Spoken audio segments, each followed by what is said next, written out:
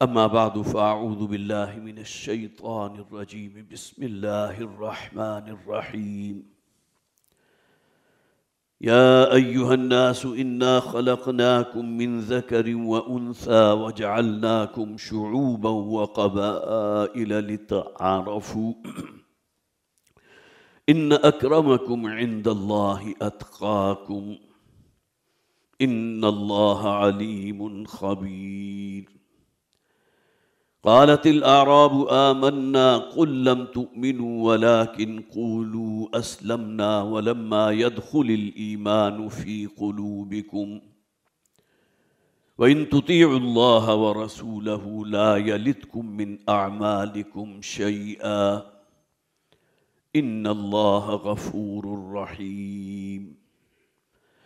إنما المؤمنون الذين آمنوا بالله ورسوله ثم لم يرتابوا وجاهدوا بأموالهم وأنفسهم في سبيل الله أولئك هم الصادقون صدق الله العظيم رب اشرح لي صدري ويسر لي أمري واحلل عقدة من لساني يفقهوا قولي اللهم ألهمنا رشدنا وأعذنا من شرور أنفسنا آمین یا رب العالمین۔ حضرات سورہ حجرات ہمارے زیر مطالعہ ہے۔ پچھلی مرتبہ ہم نے اس سورہ مبارکہ کی 11 آیات مکمل کی تھی، جن میں سے 2 آیات وہ تھیں کہ جس میں 6 نواہی کا ذکر کیا گیا تھا،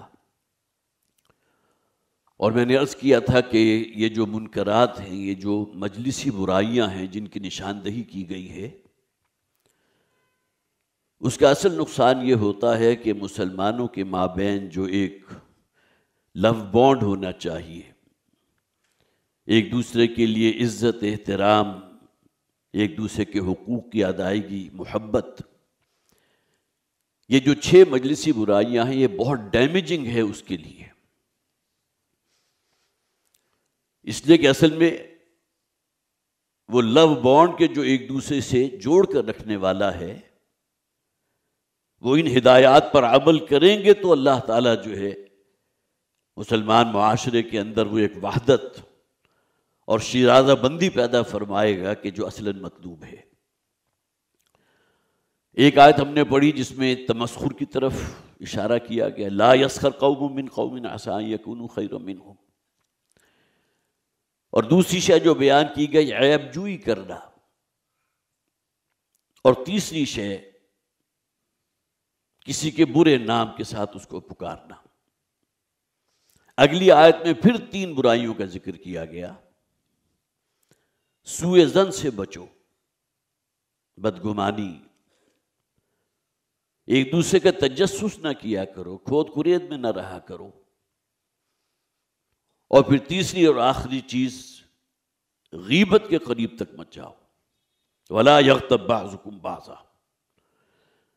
اور اس کے لیے جو مثال دی گئی تھی، پھر ظاہر ہے کہ یہ باتیں ہمارے لیے ایک ریمائنڈر ہیں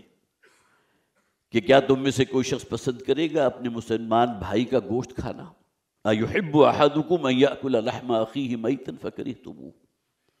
وَاتَّقُوا اللَّه، اور دیکھو اللہ کا تقوی اختیار کرو۔ یہ تقوی ہی وہ شے ہے جس کو اختیار کرو گے تو یہ مجلسی برائیاں تم سے دور ہو جائیں گی، اللہ کی اطاعت اور فرما برداری پر کاربند رہو گے۔ اب آیت نمبر 12، 13 اور 14 ان 3 کی میں نے ابھی آپ کے سامنے تلاوت کی ہے، اور یہ قرآن حکیم کا ایک بہت اہم مقام ہے۔ ترجمہ کر لیجئے۔ یا ایھا الناس، اے لوگو، اے بنی نوع انسان، انا خلقناکم من ذکر و انثی، ہم نے تمہیں پیدا کیا ہے ایک مرد اور ایک عورت سے، وجعلناکم شعوبا وقبائل لتعارفوا، اور تمہیں ہم نے تقسیم کیا ہے، بنا دیا ہے تمہارے مابین ذاتوں اور پاتوں میں ایک دوسرے سے اختلاف کرتے ہوئے، اور دوسرے مختلف قبائل کی شکل میں، لتعارفوا، تاکہ تم ایک دوسرے کو پہچان سکو، ایک دوسرے کا تعارف حاصل کر سکو۔ ان اکرمکم عند اللہ اتقاکم، اس لیے کہ تم میں سے اللہ کے نزدیک عزت والا وہ ہے کہ جس میں تقوی موجود ہوگا، خوف خدا بندی ہوگا۔ ان اللہ علیم خبیر، یقینا اللہ تعالی ہر شے کا علم رکھنے والا ہے اور ہر شے سے باخبر ہے۔ قالت الاعراب آمنا، یہ بدو کہتے ہیں کہ ہم ایمان لے آئے۔ قل، اے نبی کہہ دیجئے، لم تؤمنوا، تم ہرگز ایمان نہیں لائے ہو، ولیکن قولوا اسلمنا، بلکہ یوں کہو کہ ہم نے اطاعت قبول کر لی ہے، ہم نے اپنے آپ کو سرنڈر کر دیا ہے۔ تعویل خاص کے اعتبار سے جو بات ہوگی وہ میں عرض کروں گا۔ وَلَمَّا يَدْخُلِ الْإِيمَانُ فِي قُلُوبِكُمْ، اور ابھی تو ایمان تمہارے دلوں میں بھی داخل نہیں ہوا۔ وَإِن تُطِيعُوا اللَّهَ وَرَسُولَهُ لَا يَلِتْكُم مِّنْ أَعْمَالِكُمْ شَيْئًا، اور اگر تم کاربند رہو گے اللہ اور اللہ کے رسول کی اطاعت پر تو اللہ تعالیٰ تمہارے اعمال میں کوئی کمی نہیں کرے گا۔ ان اللہ غفور الرحیم، یقینا اللہ تعالیٰ انتہائی غفور ہے، مغفرت فرمانے والا ہے اور کمال رحمت والا۔ اور تیسری آیت، انما المؤمنون الذین آمنوا باللہ ورسولہ، مومن تو بس وہی ہیں کہ جو ایمان رکھتے ہیں اللہ پر اور اللہ کے رسول پر، ثم لم یرتابوا، اور اس کے بعد کسی شک و شبہ میں مبتلا نہیں ہوتے۔ وہ ایمان جو ہے ان کے دل میں یقین کی صورت میں موجود ہوتا ہے۔ وَجَاهَدُوا بِأَمْوَالِهِمْ وَأَنفُسِهِمْ فِي سَبِيلِ اللَّهِ، اور وہ جہاد کرتے ہیں اپنے مالوں کے ساتھ بھی، اپنی جانوں کے ساتھ بھی اللہ کی راہ میں۔ أُولَئِكَ هُمُ الصَّادِقُونَ، یہ ہے حقیقتاً سچے لوگ۔ اب یہ جو تین آیات ہیں ان میں سب سے پہلی آیت پر اگر ہم غور کرتے ہیں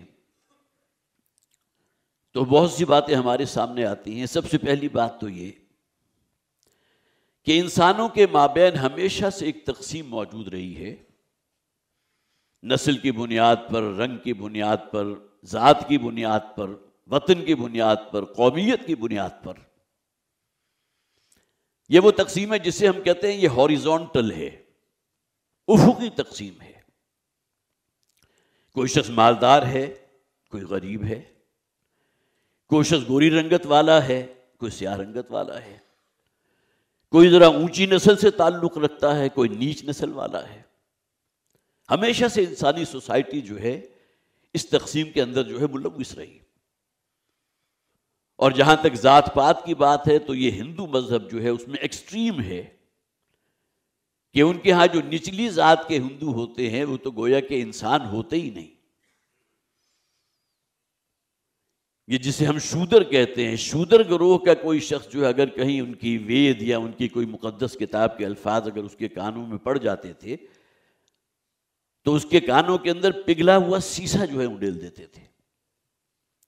یہ اس بنیاد پر کہ ہے تو وہ انسان لیکن شودروں میں سے ہے۔ تو یہ جو ایک ہاریزونٹل تقسیم ہے جسے میں افقی تقسیم کہہ رہا ہوں، اس میں اصل چیزیں یہ ہیں، وطن کی بنیاد پر، قوم کی بنیاد پر، نسل کی بنیاد پر، رنگ کی بنیاد پر ہمیشہ سے یہ تقسیم جو ہے انسانوں کے درمیان موجود رہی۔ اور دوسری تقسیم ہے جو ورٹیکل ہے، جسے آپ عمودی تقسیم کہیں گے، وہ ہوتی ہے سیرت کی بنیاد پر، کردار کی بنیاد پر، اخلاق کی بنیاد پر۔ فلاں شخص جو ہے بڑا راست باز ہے، فلاں دھوکے باز ہے، فلاں شخص بڑے اعلیٰ اخلاق کا عامل ہے اور فلاں شخص بد اخلاق ہے۔ پھر یہ کہ اسی میں اس چیز کو بھی شامل کر لیجئے کہ وہ عقیدہ اور نظریہ جس پر قوم کے کچھ لوگ کاربند ہیں، ان کا اخلاق، ان کا کردار کس نوعیت کا ہے، اور وہ کہ جو آخرت کے منکر ہیں، جو کسی نظریے کے قائل نہیں ہے، خالص دنیا داری ذہنیت ہے، ان کا اخلاق اور کردار کسی اور نوعیت کا ہے۔ اسلام نے آنے کے بعد یہ جو افقی تقسیم تھی، ہاریزونٹل ڈویژن جو ہے، جس میں ذات پات، نسل، خون، رنگ، مالدار، یہ تمام تقسیمیں جو اسلام نے ختم کر دی۔ اور یہ آیا مبارکہ جو ہے اس میں گویا کہ جسے آپ کہیے حجت الوداع کے موقع نبی اکرم صلی اللہ علیہ وسلم نے جو خطبہ ارشاد فرمایا تھا، وہ الفاظ بہت سے حضرات کو یاد ہوں گے. ایچ جی ویلز نے بھی اس کو نقل کیا ہے بطور سند، اور وہ یہ کہتا ہے کہ ہمارے نبی جیزس آف نزارت حضرت مسیح علیہ السلام کے ہاں بھی بہت عمدہ واعظ ملتے ہیں آپ کو، لیکن یہ کہ ان ہدایات کی روشنی میں ایک معاشرے کو قائم کر دینا، وہ تاریخ انسانی میں صرف ایک مرتبہ ہوا اور قائم کیا محمد رسول اللہ صلی اللہ علیہ وسلم نے. تو گویا کہ اسلام پر اعتراض کرنے والے مستشرقین جنہیں کہا جاتا ہے، وہ بھی اس بات کو ماننے پر تقسیم کہ انسانی حریت، اخوت، مساوات، عدل و انصاف جو بنیاد بنتا ہے اس خطبہ حجت الوداع کی جس کا اس نے ریفرنس دیا تھا، اس بنیاد کے اوپر ایک معاشرے کو قائم کر کے دکھایا محمد رسول اللہ صلی اللہ علیہ وسلم نے. تو گویا کہ وہ جو ایک افقی تقسیم تھی، جو ہاریزنٹل ڈویژن تھی، جس کا دار و مدار صرف ظاہر پر اس اعتبار سے ہے کوئی شخص کس نسل سے ہے، کس خاندان سے ہے، روپیہ پیسہ اس کے پاس کتنا ہے، کس وطن سے ہے، کس قوم سے ہے، کس کاسٹ سے ہے، اسلام نے ان تمام چیزوں کی نفی کر دی. ان اکرمکم عند اللہ اتقاکم، جیسا کہ یہاں فرمایا گیا تم میں سے عزت دار صرف وہی شخص ہے اپنے رب کے نزدیک جو اپنے دل میں اللہ کا خوف اور تقوی رکھتا ہے. دوسری بات نوٹ کیجئے کہ اس آیہ مبارکہ میں وحدت آدم، کوئی یہودی ہے، کوئی عیسائی ہے، کسی مذہب کا پیروکار ہے یا نہیں ہے، لیکن سب جا کر مل جاتے ہیں پہلے انسانی جوڑے پر. حضرت آدم، حضرت حوا، تو من ذکر و انثی، تم سب کا بابا آدم اور اماں حوا جو ہے وہ ایک جوڑا تھا، اور اس کے بعد جو نسلیں چلی ہیں نسل در نسل کے اندر، اب یہ جو تمیز پیدا ہو گئی وطن اور قومیت اور رنگ اور نسل کی بنیاد کے اوپر، تو گویا کہ وحدت آدم کے تصور کو سب سے اوپر رکھو، اور جو خالق اور مالک اس کا تھا، اس پہلے انسانی جوڑے کا، وہی تمہارا خالق ہے، وہی مالک ہے. یا ایھا الذین آمنوا اتقوا اللہ، ایمان تقوی کا حکم جو ہے قرآن حکیم میں کتنے مقامات پر دیا گیا، لیکن یہ کہ تمام لوگوں کو بھی تو مخاطب کر کے فرمایا گیا، یا ایھا الناس اتقوا ربکم، اے بنی نوع انسان. یہاں بھی آغاز ہو رہا ہے یا ایھا الناس سے. پچھلی 11 آیات جو ہم نے پڑھی تھی اس میں 5 آیات کا آغاز ہوا تھا یا ایھا الذین آمنوا، یا ایھا الذین آمنوا، اے وہ لوگوں جو ایمان کے دعوے دار ہو. اب یہاں جو ہمارے دین کا، اسلام کا ایک آفاقی پیغام ہے، یا ایھا الناس، اے انسانو، اے بنی نوع انسان کے افراد، انا خلقناکم من ذکر و انثی، ہم نے تمہیں پیدا کیا ایک مرد اور ایک عورت سے، وحدت آدم. تم سب کے جد امجد کون تھے؟ حضرت آدم، حضرت حوا، اور انہی کی نسل میں تم چلے آ رہے ہو. تو اب جو تفریق ہو رہی ہے اور تمہارے ہاں جو مختلف سوسائٹیز ڈیولپ ہو چکی ہیں، فلاں اعلیٰ ہے، فلاں ادنا ہے، اور اس کی بنیاد جو ہے رنگ ہے، نسل ہے، اپنے قبیلے ہے، اپنے یہ تمام چیزیں جو بھی خرافات ہیں وہ بنیاد بنتے ہیں. تو وحدت آدم کے تصور کو اپنے ذہن میں مستحضر رکھو. جس طرح ایک ماں اور باپ ہیں اور ان کی اولاد ہے، ان کے درمیان بھی تو آخر ایک رشتہ ہے نا، وہ سب ایک ماں باپ کی اولاد ہے. یہ الگ بات ہے کہ اللہ تعالیٰ نے کسی ماں باپ کی اولاد میں بڑے نیک اور متقی بیٹے بھی دے دیے، اور ممکن ہے کوئی فاسق و فاجر بھی ہو. تو وحدت آدم اور وحدت الہ، تم سب کا خالق اور مالک ایک ہے. یا ایھا الناس، اے انسانو، انا خلقناکم من ذکر و انثی وجعلناکم شعوبا وقبائل لتعارفوا، تم نے جس شے کو اپنے درمیان ڈفرینشیٹ کی جو ہے بنیاد بنا لیا، قبائل کی بنیاد پر، ذات پات کی بنیاد پر، نسل کی بنیاد پر، خون کی بنیاد پر، رنگ کی بنیاد پر، ان میں سے کوئی شے اللہ کے یہاں معتبر نہیں ہے. یہ تمام چیزوں میں اللہ تعالیٰ نے اگر انسان کو تقسیم کیا ہے، گوری نسل، گوری رنگت والے ہیں، سیاہ رنگت والے ہیں، خد و خال کے اندر، چہرے کے اندر زمین و آسمان کا فرق ہے. وہ صرف یہ کہ تاکہ ڈفرینشیٹ کر سکو. آج بھی ہم دیکھیں کہیں دور سے کوئی اگر گورا چلا آ رہا ہے تو آپ پہچان لیتے ہیں کہ اس کا تعلق کس ملک سے ہے، رنگت کی بنیاد پر، فیچرز کی بنیاد پر. بعض علاقے وہ ہیں کہ جہاں لوگوں کی ناک جو ہے بڑی چپٹی سی ہوتی ہے تو آپ پہچان لیتے ہیں اس کا تعلق چائنا سے، اس کا تعلق جاپان سے ہے. تو یہ جو ظاہری انسان کے اندر جو مختلف چینجز آپ کو نظر آتی ہیں، کس لیے؟ تاکہ ایک دوسرے کو پہچان سکو. اس بنیاد کے اوپر فرق مراتب نہیں ہونا چاہیے. حضرت بلال رضی اللہ تعالیٰ عنہ کا چونکہ تعلق حبشہ سے تھا، گہری سیاہ رنگت کے مالک تھے، لیکن حضرت عمر رضی اللہ تعالیٰ عنہ نے جو پکارا کرتے تھے تو سیدنا بلال، اس لیے کہ وہ تفریق ختم ہو چکی. حجت الوداع کا جو میں نے آپ کے سامنے ابھی ریفرنس دیا ہے اسی کے یہ الفاظ ہیں نا. حضور نے فرمایا لا فضل لعربی علی عجمی ولا لعجمی علی عربی ولا لاسود علی احمر ولا لاحمر علی اسود کلکم بنی آدم و آدم من تراب. کوئی بات، کسی عربی کو کسی عجمی پر کوئی فضیلت نہیں. حالانکہ اہل عرب تو اپنے آپ کو سمجھتے تھے کہ ہم تو بڑے پڑھے لکھے لوگ ہیں. یہی خناس جو ہے یہودیوں کے ذہن کے اندر بھی موجود تھا. ان کے لیے کہ یہ اس لیے کہ یہودی نسل کے اندر، بنی اسرائیل کے اندر اللہ تعالیٰ نے انبیاء اور رسولوں کو سلسلہ منقطع کیا ہی نہیں. وہ تو تفاخر کرتے تھے اس بنیاد کے اوپر، دوسروں کو نیچ سمجھتے تھے، غیر عرب کو، غیر یہودی کو. جیسا علم جو ہے وہ تو ہمارے پاس ہے، اللہ کی ہدایت تو ہمارے پاس ہے. لیکن سورہ جمعہ میں جو فرمایا گیا تھا مثل الذین حملوا التوراۃ ثم لم يحملوها كمثل الحمار يحمل اسفارا، اللہ نے تورات ان کو عطا فرمائی تھی لیکن انہوں نے تورات نے جو ہدایات دی تھی انہیں پاؤں تلے روندا، ذمہ داریوں کو ادا نہیں کیا.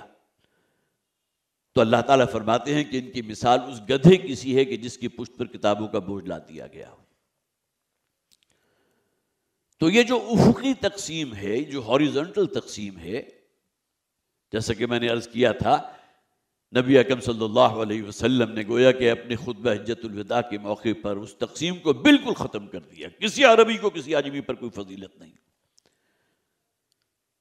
سرخ و سفید رنگت رکھنے والا اگر یہ شخص سے سمجھے کہ میں سامری رنگت والے کے اوپر فضیلت رکھتا ہوں، سیاہ رنگت والے پر فضیلت رکھتا ہوں، تو اس کی کوئی جڑ اور بنیاد نہیں. کلکم بنی آدم و آدم من تراب، تمام انسان جو ہے آدم کی اولاد میں سے، اور آدم کو اللہ نے مٹی سے پیدا کیا تھا. تو لتعارفوا جو فرمایا گیا نا کہ اصل جو مختلف قبائل ہیں، مختلف ذاتیں ہیں، مختلف شکل و صورت ہے، مختلف رنگتیں ہیں، مختلف نسلیں ہیں، یہ کس لیے؟ تاکہ تم ایک دوسرے کا تعارف حاصل کر سکو، ایک دوسرے کو پہچان سکو. ان اکرمکم عند اللہ اتقاکم، یقیناً تم میں سب سے زیادہ عزت والا اللہ کے نزدیک وہی ہے کہ جس کے دل میں تقوی موجود ہے. ان اللہ لا ينظر الى صورکم، اللہ تعالیٰ تمہاری شکل و صورتوں، رنگ و نسل کو نہیں دیکھے گا. وَلَٰكِن يَنظُرُ إِلَىٰ مَا فِي قُلُوبِكُمْ، بلکہ وہ تو دیکھتا ہے تمہارے دل میں تقوی اور ایمان ہے یا نہیں.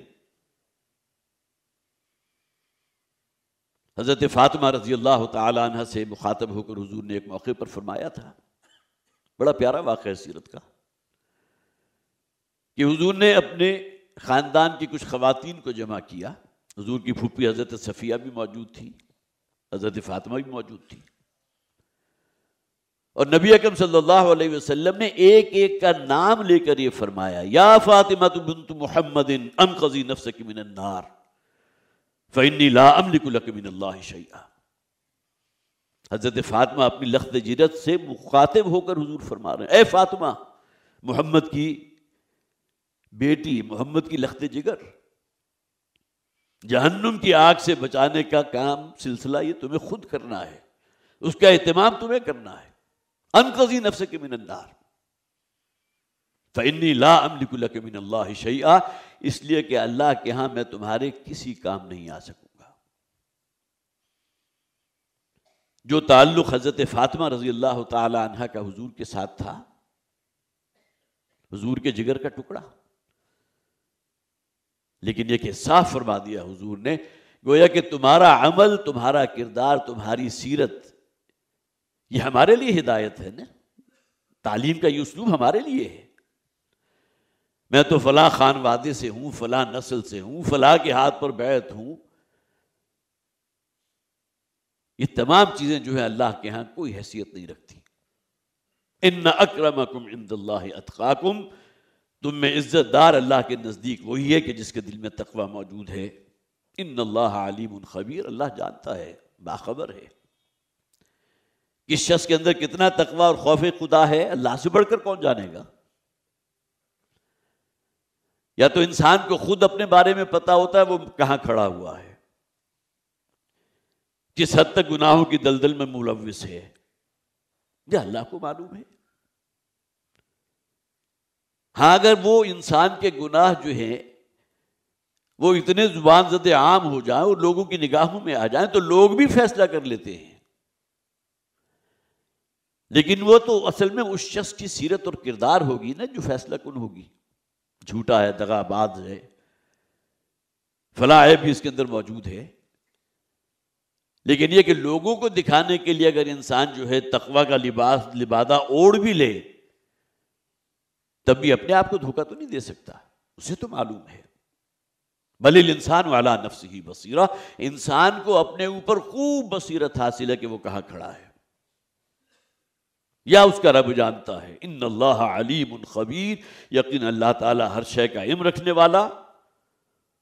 اور ہر شے سے باخبر ہے۔ یہ آیت مبارکہ جو بھی میں نے آپ کے سامنے تلاوت کی ہے، جیسا کہ میں نے عرض کیا تھا، انسانی مساوات، حریت، عدل و انصاف، اور پھر جو مختلف ذاتیں اور مختلف قسم کے رنگ و نسل کی بنیاد پہ جو تقسیم ہو جاتی ہے، جو افقی تقسیم ہے، اس کی نفی۔ ہاں ایک عمودی تقسیم ہے، وہ ایک نظریے کی بنیاد پر ہوتی ہے، کمٹمنٹ کی بنیاد پر ہوتی ہے۔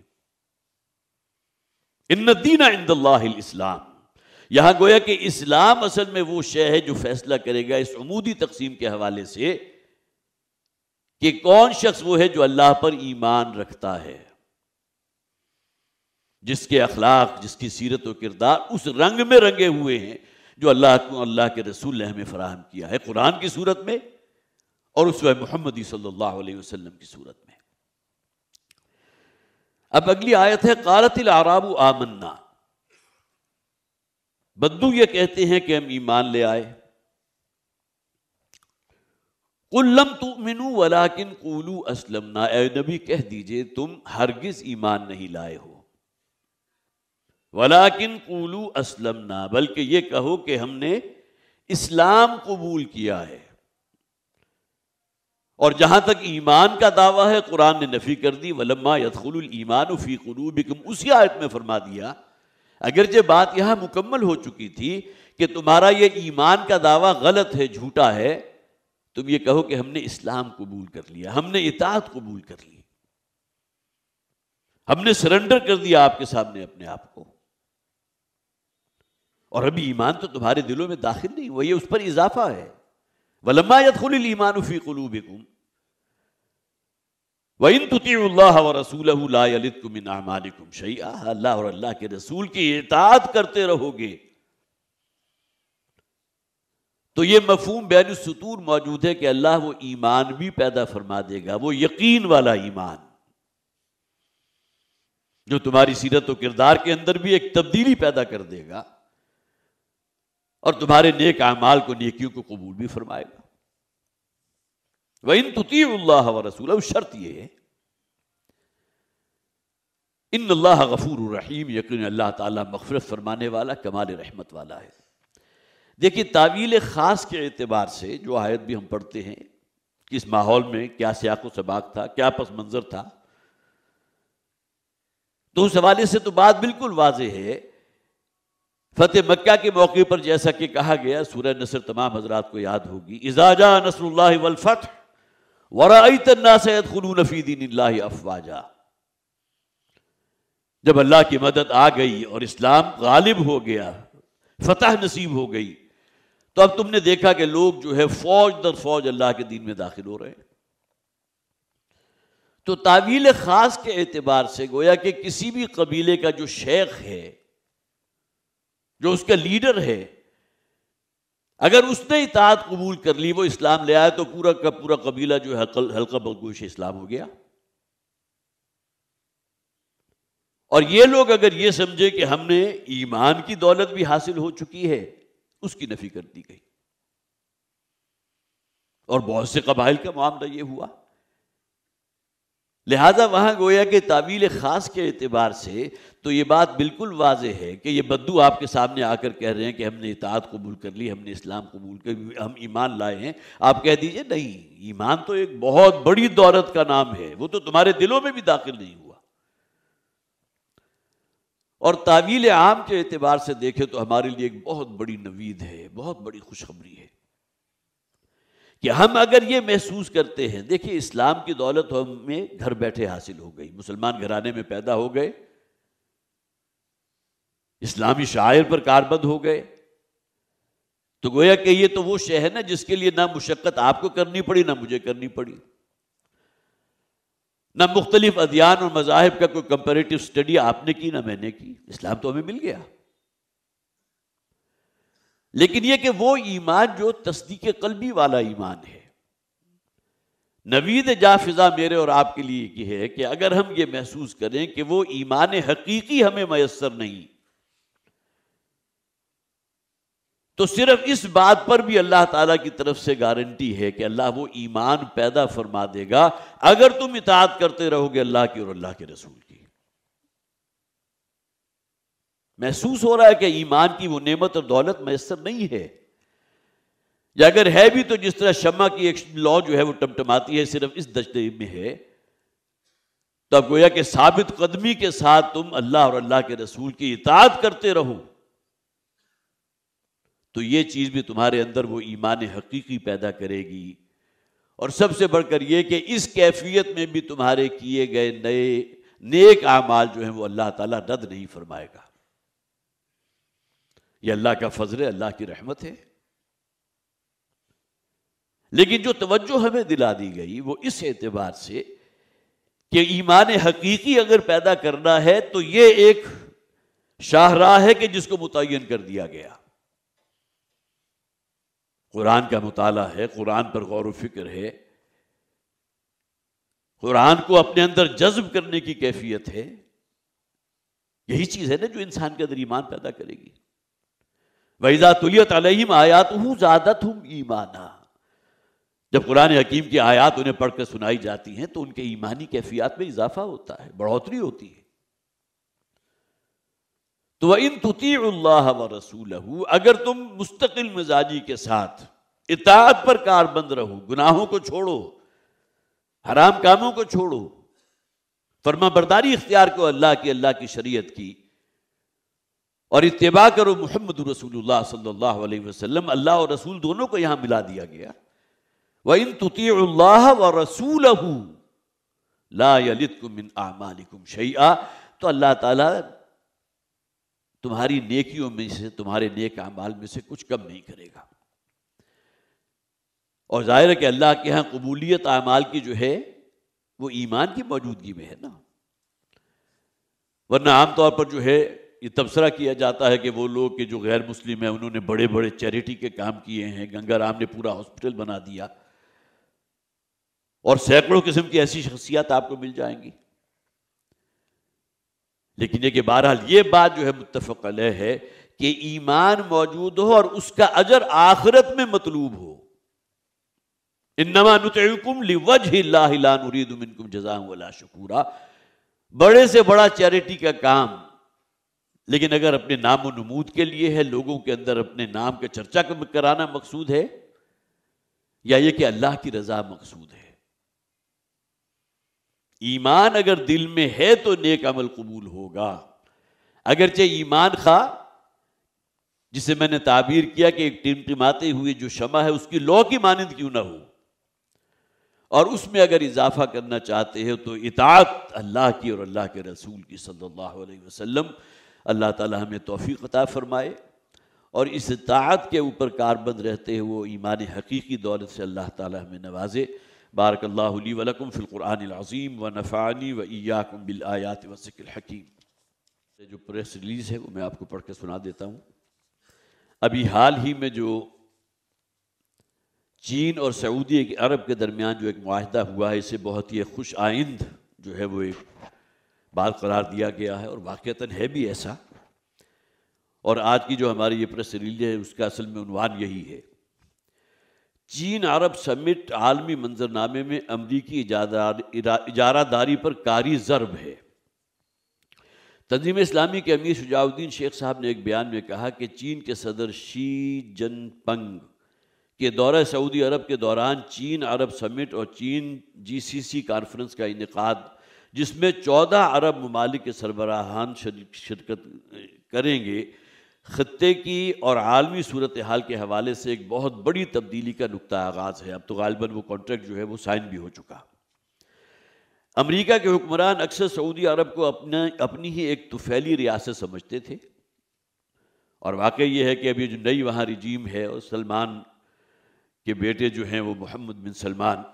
اس کے بعد تو معلوم ہوتا ہے کہ ان کا بہت زیادہ ٹلٹ ہو گیا تھا امریکہ کی طرف،